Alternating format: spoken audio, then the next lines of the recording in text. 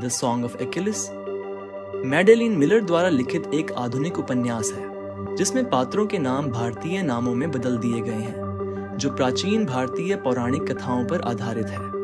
यह कहानी महान योद्धा अर्जुन और उसके प्रिय मित्र अथर्व के बीच के गहरे प्रेम और दोस्ती की गाथा है। उपन्यास न केवल युद्ध और वीरता का चित्रण करता है, बल्कि यह प्रेम, हानि और बलिदान के गहरे भावनात्मक पहलुओं को भी उजागर करता है। यह कहानी हमें यह सिखाती है कि सच्चा प्रेम और मित्रता किसी भी परिस्थिति में जीता जा सकता है। अथर्व का बचपन कहानी की शुरुआत अथर्व के बचपन से होती है। वह एक राजकुमार है, लेकिन उसका जीवन एक दुखद घटना से प्रभावित होता है। एक खेल के दौरान वह गलती से अपने सहपाठी की हत्या कर देता है, जिसके बाद उसे अपने परिवार से अलग कर दिया जाता है।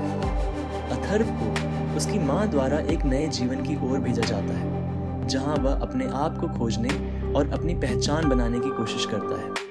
यह घटना उसकी जीवन की दिशा को बदल देती है और उसे एक संवेदनशील और भावुक व्यक्ति बनाती है। अर्जुन का व्यक्तित्व।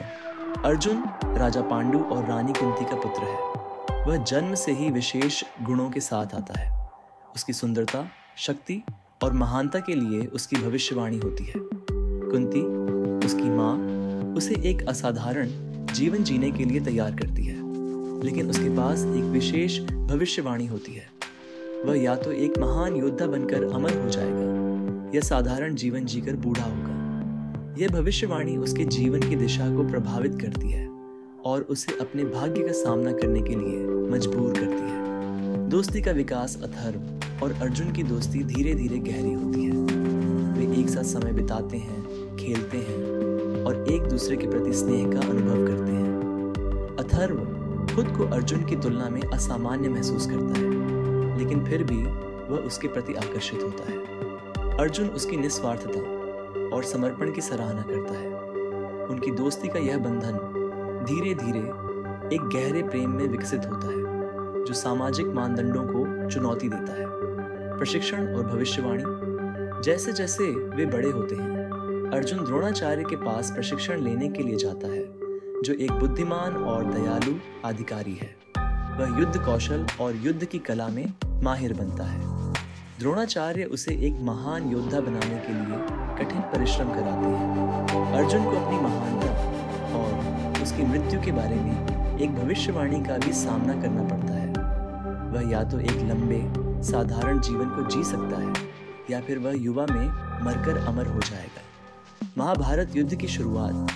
जब महाभारत युद्ध की घोषणा होती है, तो अर्जुन को युद्ध में शामिल होने के लिए बुलाया जाता है। अथर्व अपने प्यार के कारण चिंतित होता है, लेकिन वह अर्जुन के साथ युद्ध में जाने के लिए तैयार हो जाता है। कुंती, अर्जुन की माँ, उसे युद्ध से बचाने की कोशिश करती है, लेकिन अर्जुन की महिमा की चाह उसे युद्ध में खींच लाती है। युद्ध की पृष्ठभूमि में अर्जुन और अथर्व के बीच का प्रेम और भी गहरा होता जाता है। युद्ध का संघर्ष। युद्ध के दौरान अर्जुन का गर्व और क्रोध स्पष्ट हो जाता है। दुर्योधन, कौरवों का नेता, अर्जुन के प्रति अपमानजनक व्यवहार करता है, जिससे अर्जुन युद्ध से पीछे हट जाता है। अथर्व इस स्थिति को देखकर परेशान होता है। वह अपने प्रिय मित्र को युद्ध में लौटने के लिए प्रेरित करने की कोशिश करता है, लेकिन अर्जुन का गर्व उसे रोकता है। अथर्व की वीरता। एक दिन अथर्व खुद को मजबूर महसूस करता है और अर्जुन का कवच पहनकर युद्ध में जाता है। उसकी उपस्थिति पांडव सैनिकों में आत्मविश्वास भर देती है, लेकिन दुर्भाग्य से वह दुर्योधन के हाथों मारा जाता है। अथर्व की मृत्यु अर्जुन के लिए एक गहरा आघात बन जाती है। वह अपने प्रिय मित्र को खोने का दर्द सहन नहीं कर पाता और प्रतिशोध की आग में जलता है। अर्जुन की वापसी। अथर्व की मृत्यु के बाद अर्जुन युद्ध में लौटता है। उसके अंदर गहरी निराशा और क्रोध का एक तूफान है। वह अपने प्रिय मित्र के लिए बदला लेने के लिए तैयार होता है। अर्जुन की वापसी युद्ध की धारा को बदल देती है। उसकी वीरता और शक्तियों का प्रदर्शन सभी को चकित कर देता है। अर्जुन दुर्योधन को मार डालता है और उसके शव का अपमान करता है, जिससे उसकी क्रूरता और गुस्सा साफ दिखाई देता है। प्रेम और त्याग। जैसे जैसे युद्ध आगे बढ़ता है, अर्जुन अपनी अंदरूनी लड़ाई से गुजरता है। वह अपने प्रिय मित्र अथर्व के बिना खालीपन और दुख का अनुभव करता है। इस दौरान उसे अपनी प्रेमिका कुंती का भी सामना करना पड़ता है, जो उसे चेतावनी देती है कि उसकी मृत्यु निकट है। अर्जुन अपने कार्यों और उनके परिणामों के बारे में गहराई से सोचता है और उसे यह एहसास होता है कि उसकी महिमा और प्रेम का मूल्य क्या है। अर्जुन की मृत्यु जैसे ही युद्ध समाप्त होता है, अर्जुन अपनी मृत्यु के निकटता का सामना करता है। उसकी पहचान, वीरता और प्रेम की कहानी अंततः उसकी मृत्यु के साथ समाप्त होती है। उसकी मृत्यु केवल एक नायक की मौत नहीं है, बल्कि यह उसके प्रेम की कहानी का एक दुखद अंत है। मिलर ने यह बताया है कि सच्चा प्रेम कभी खत्म नहीं होता और यह हमारे जीवन में एक अमिट छाप छोड़ता है। प्रेम की परिभाषा।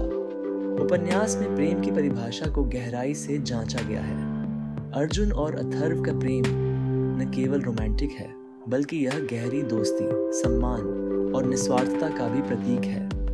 उनके संबंध के माध्यम से मिलर ने यह स्पष्ट किया है कि प्रेम में त्याग और समझौता आवश्यक है। अर्जुन की यात्रा में वह अपने प्रेम के लिए अपनी जान जोखिम में डालने के लिए तैयार होता है, जो उसकी गहरी भावना को दर्शाता है।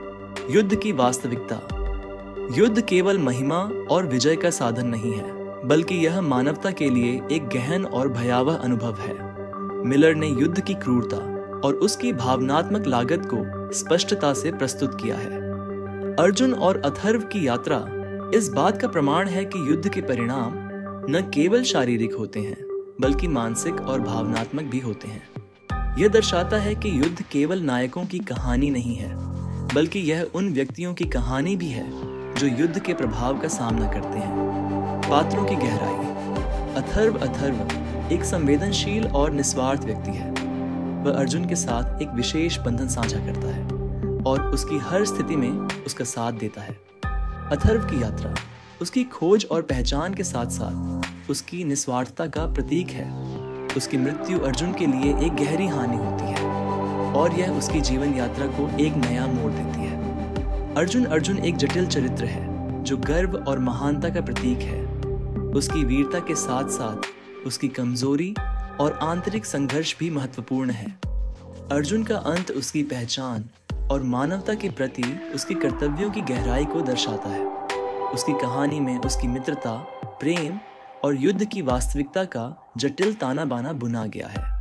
प्रेम की शक्ति। अर्जुन और अथर्व का प्रेम एक दूसरे के प्रति गहरी समझ और संवेदनशीलता पर आधारित है। जब अथर्व युद्ध में जाता है तो यह दर्शाता है कि वह अर्जुन के लिए केवल एक मित्र नहीं, बल्कि उसके लिए एक सच्चा साथी भी है। उनका प्रेम इस बात का प्रमाण है कि सच्चा प्यार किसी भी परिस्थिति में सहन करता है। यह हमें यह सिखाता है कि प्रेम का मूल्य केवल उसकी उपस्थिति में नहीं, बल्कि उसकी गहराई में होता है। जीवन के अंतिम क्षण। अर्जुन के जीवन के अंतिम क्षण उसकी कहानी का एक महत्वपूर्ण हिस्सा है। उसकी मृत्यु केवल एक नायक की कहानी का अंत नहीं है, बल्कि यह एक व्यक्ति की मानवता और उसके संबंधों की गहरी कहानी है। जब वह अपने प्रिय मित्र अथर्व को याद करता है तो यह उसके भीतर की गहरी भावनाओं का प्रतिबिंब है। उसकी यात्रा इस बात का प्रमाण है कि प्रेम और मित्रता सबसे महत्वपूर्ण चीज़ें हैं जो जीवन में खास हैं, और ये किसी भी युद्ध से भी अधिक महत्वपूर्ण होती हैं। अर्जुन की गाथा केवल एक प्रेम कहानी नहीं है, यह एक नायक की खोज है जो अपनी पहचान और प्रेम के बीच संघर्ष करता है। यह कहानी हमें यह सिखाती है कि प्रेम, मित्रता और हानि का वास्तविक अर्थ क्या है। मिलर ने इस उपन्यास के माध्यम से हमें यह समझाने की कोशिश की है कि जीवन में सच्चा प्रेम कभी खत्म नहीं होता और यह हमारे जीवन में एक अमिट छाप छोड़ता है। अर्जुन और अथर्व की यात्रा हमें यह सोचने पर मजबूर करती है कि हमारे संबंधों का मूल्य क्या है।